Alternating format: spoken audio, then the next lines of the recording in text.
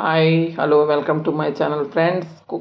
కరివేపాకు పుదీనా పచ్చడి ఎలా తయారు చేయాలో చూద్దాం. దానికి కావాల్సిన పదార్థాలు: ఒక కట్ట పుదీనా, కొద్దిగా కరివేపాకు, ఒక 10 ఎండుమిర్చి, కొద్దిగా ధనియాలు, కొద్దిగా మినపప్పు, శనగపప్పు, జీలకర్ర, కొంచెం వెల్లుల్లిపాయలు ఒక 5, అలాగే ఒక 10 ఎండుమిర్చి, కొద్దిగా చింతపండు. తయారు చేసే విధానం చూద్దాం. ముందుగా గిన్నె పెట్టి శనగపప్పు, మినపప్పు వేసుకోవాలి. అలాగే ఎండుమిర్చి వేసుకోవాలి. అలాగే పుదీనా వేసుకోవాలి. కరివేపాకు కూడా వేసుకొని బాగా మగ్గనివ్వాలి.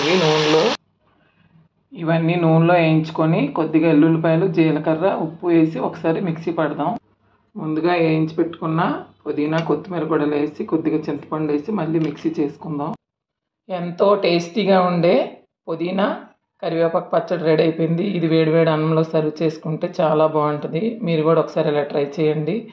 Okay friends, bye.